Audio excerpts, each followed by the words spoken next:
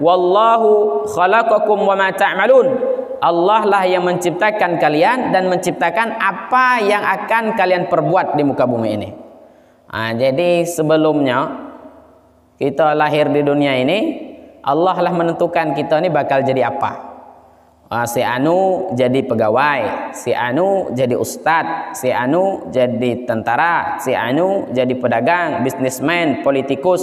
Itu sudah ditentukan oleh Allah Ta'ala semenjak zaman azali.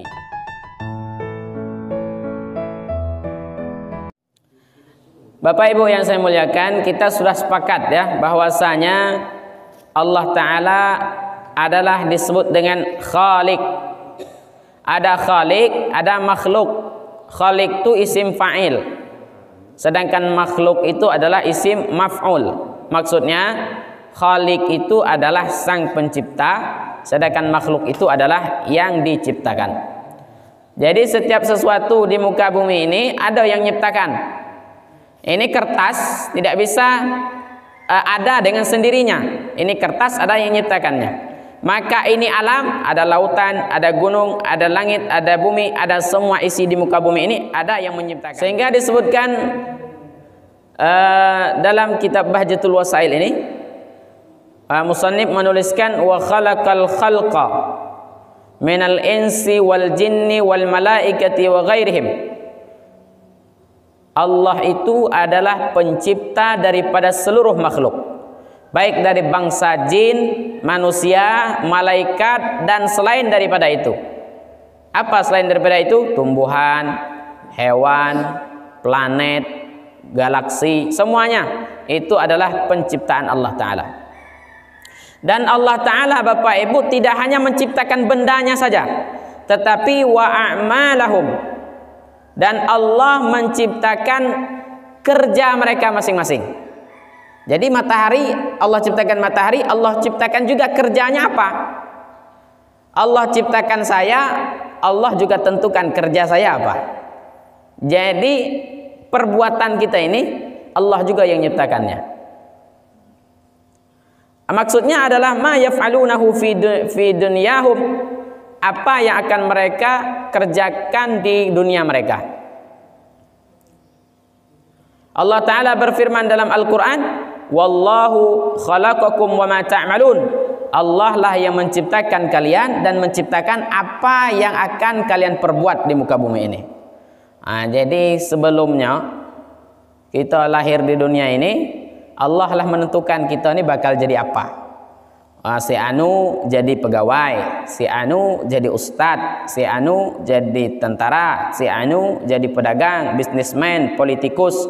Itu sudah ditentukan oleh Allah Ta'ala semenjak zaman azali.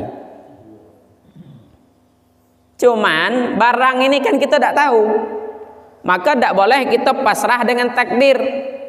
Sudahlah, aku ini memang ditakdirkan tidak jadi apa-apa. Sudahlah. Kalau kayak gitu tidak bisa, itu namanya putus asa. Kita kan tidak tahu takdir kita jadi apa, maka itulah gunanya ikhtiar atau usaha. Itu gunanya usaha, karena kita tidak tahu takdir kita jadi apa.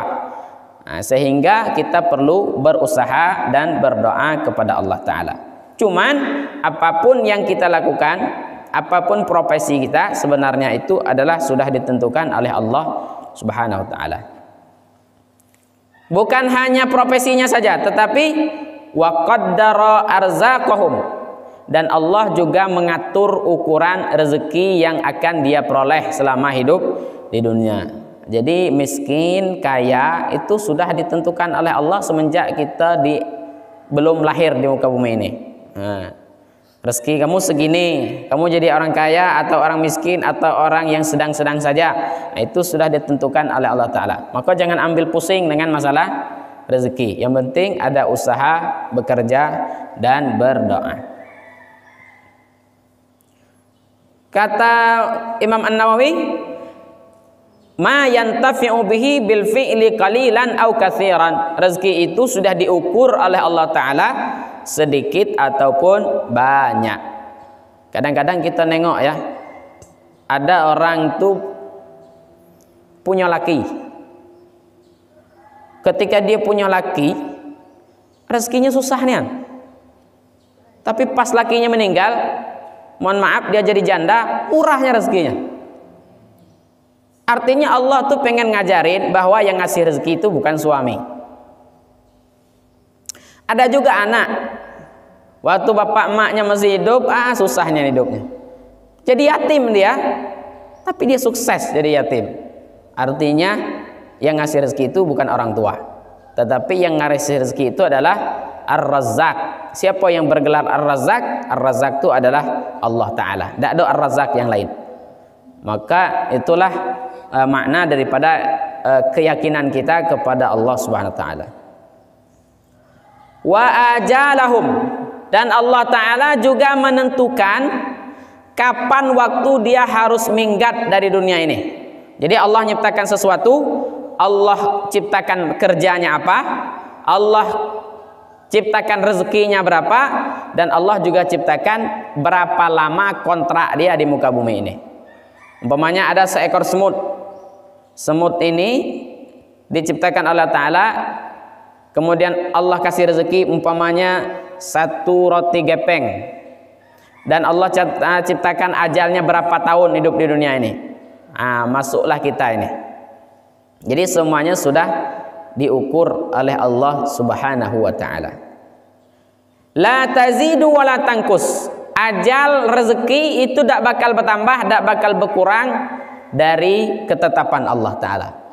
Jadi tidak nak rezeki itu bertambah, tidak mau dia. Macam mana bu, banting tulang, bolang pagi, balik pagi, pergi pagi, balik pagi. Kalau memang rezekinya sudah segitu, ya segitu. Jadi hidup ini kitalah yang milih sebenarnya. Maksudnya milih bagaimana kita tenang dalam menjalani kehidupan di muka bumi ini. Kadang ada kita nengok orang kerjanya banting tulang 24 jam, ya hidupnya macam itulah. Ada juga orang yang santai, ada pula lahnya kerja nian, tetapi lancar-lancar aja. Gitu, ya. Kayak apa tuh Pak D sebelah tuh, santai, berapa asetnya sehari itu, duduk di rumah tuh. Ya ada pulanya banting tulang. Nah, kalau dulu mungkin beliau banting tulang, sekarang kan santai aja itu. Tapi masih makan, masih hidup, masih cukup, ya kayak gitulah. Itu berapa omsetnya dalam per bulan tuh? 2M, 3M, ya kan? Padahal duduklah di rumah tuh kan. Maka itu artinya rezeki ini tidak bisa dikejar sebenarnya. Allah tuh nyuruh kita bukan banting tulang 24 jam, tetapi Allah nyuruh kita usaha aja. Yang penting ada usaha, insya Allah ada rezeki.